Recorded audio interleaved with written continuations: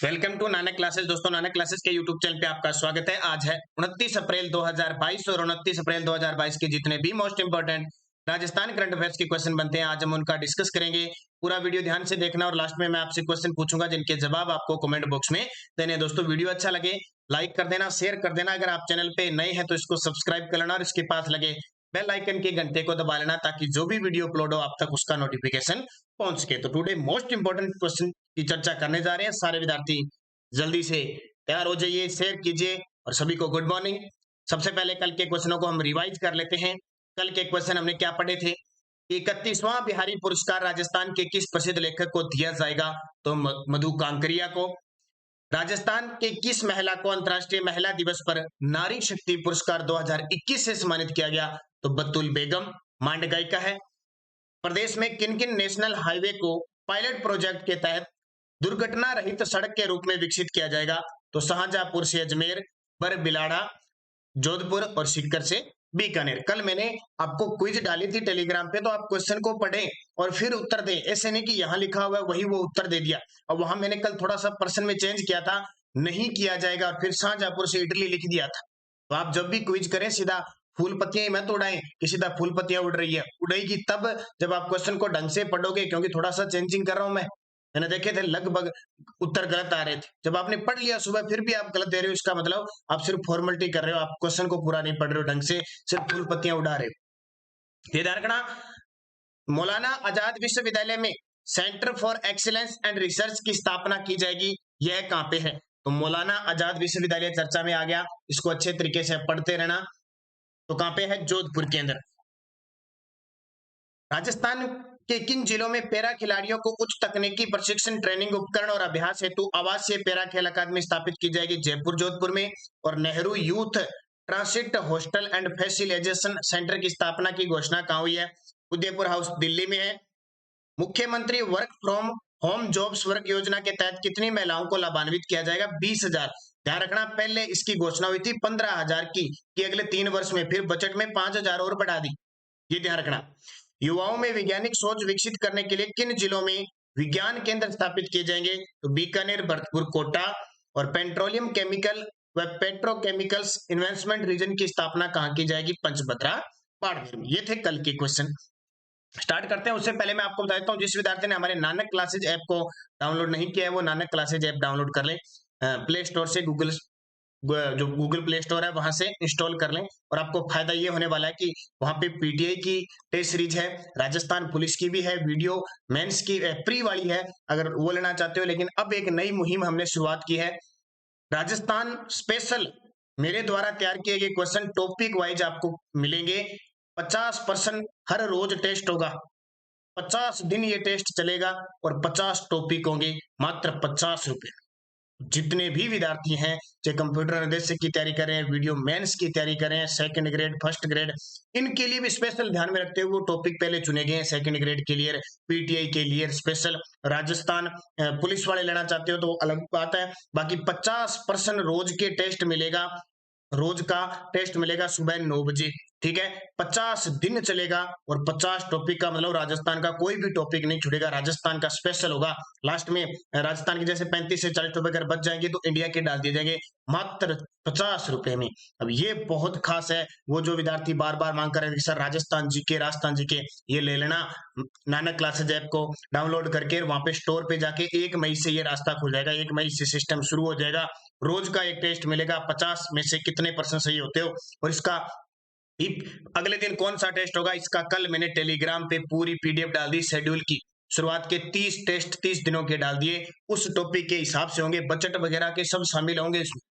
तो टॉपिक के हिसाब से होंगे, जैसे 1 मई को कौन सा होगा, 2 मई को कौन सा होगा, 3 मई को होगा, वो पूरा मैंने डाल दिया कल टेलीग्राम पे। आपने जिसने नहीं देखा वो आज फिर डाल दूंगा, देख लेना। और ये शानदार है, ये खरीदिए आप, आपके लिए बहुत बेनिफिट रहेगा, बहुत ही शानदार है। मात्र 50 रुपए में 50 दिन, 50%, 50 टॉपिक।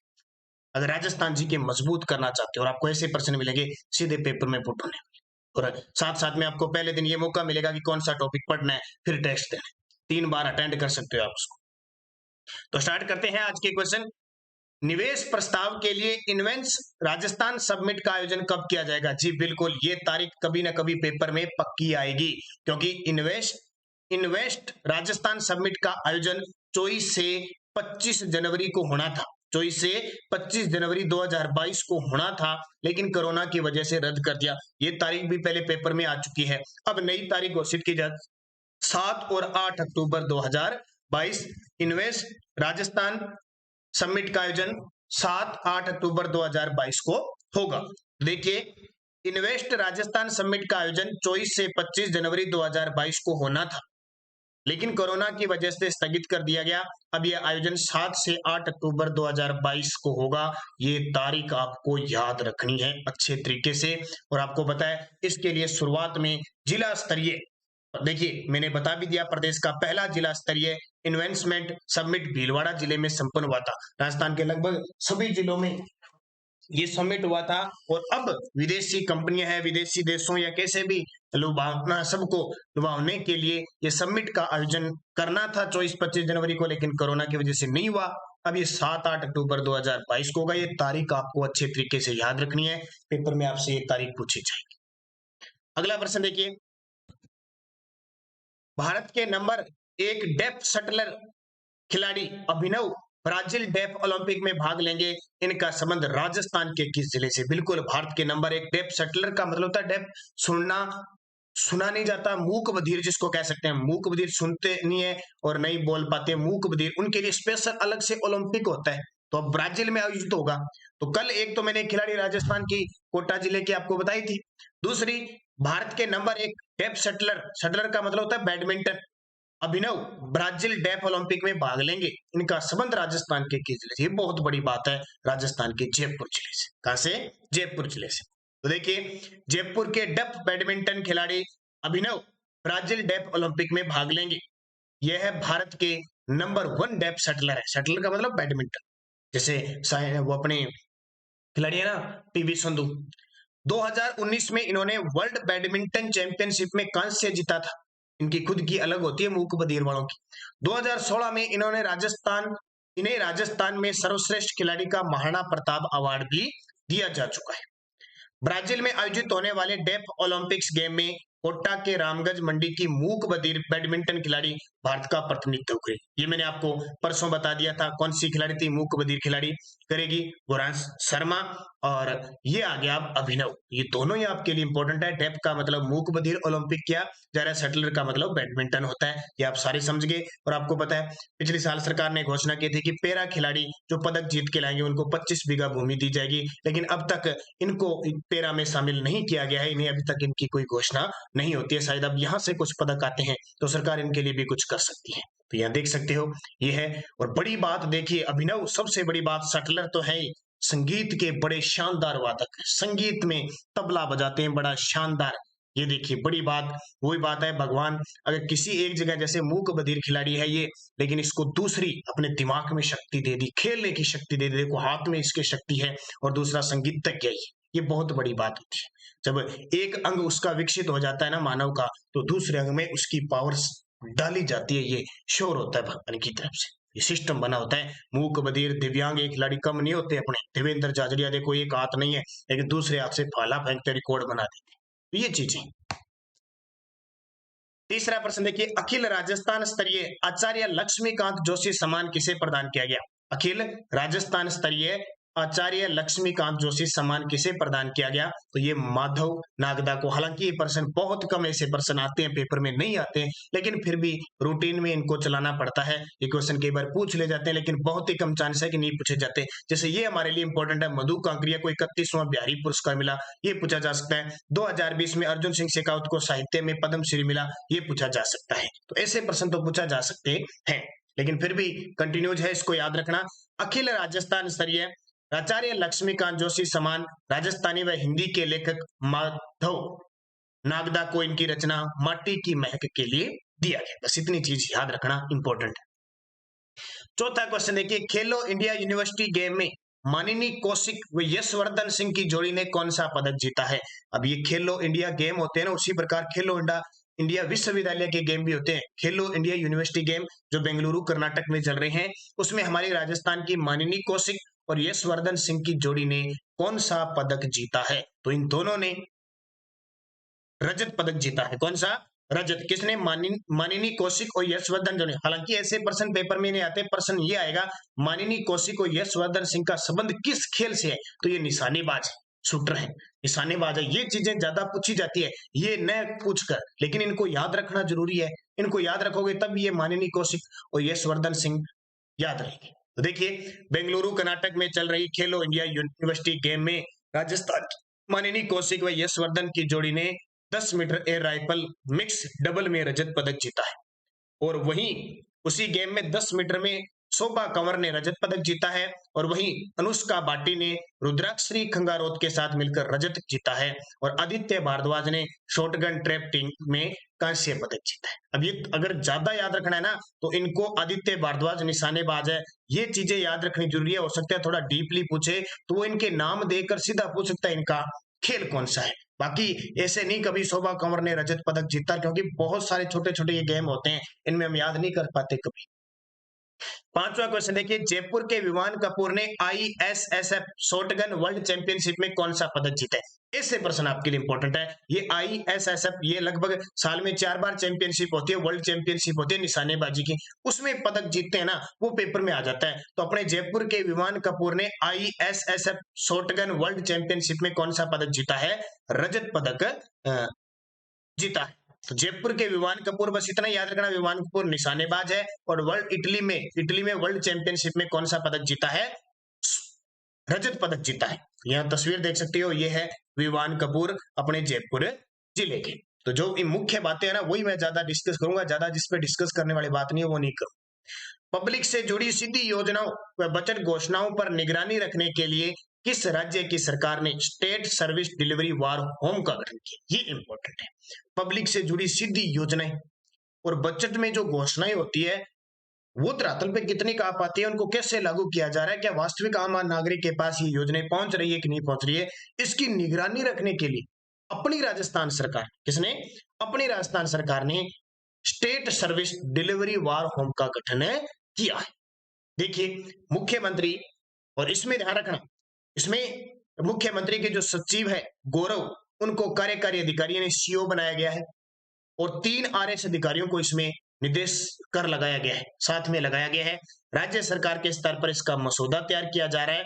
सीएमओ के बाहर इसका पूरा सेटअप बनेगा, इसमें विभिन्न फील्ड के बड़े एक्सपर्ट भी शामिल किए जाएंगे, और साधारण ये धरातल पर जाकर ये जो अधिकारी वगैरह लगाए हैं, ये देखेंगे कि योजनाएं कितनी काम कर रही है, कितनी चल रही है, कौन सा पैसा कहाँ लग रहा है, क्या आम नागरिक को ये फायदा मिल रहा है कि नहीं होता है। लेकिन विलंबना एक सबसे बड़ी बात है, थोड़ा किसी को मुश्किल लगे अलग बात है, कि आजकल सिस्टम ये हो गया, जिस जांच अधिकारी को या किसी बड़े अधिकारी को नियुक्त किया जाता है ना, सबसे पहले तो वो भ्रष्ट निकलता है।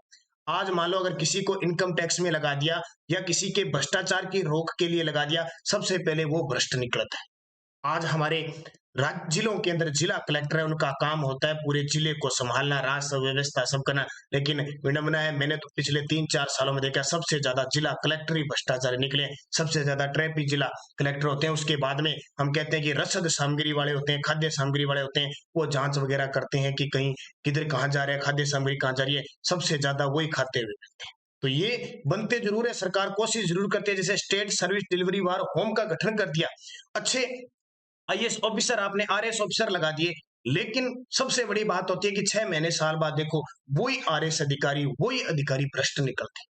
लगभग ये उल्टा काम चल रहा है, आम नागरिक तक क्या पहुंचे जरूरत ही नहीं पड़ती है, फिर वो ऊपर से खाने लगते हैं, यहाँ से खाने लगते हैं, आम आदमी देखता ही रह जाता है, बस वो खुद फिर अपनी कमाई से ही घर चलाता है।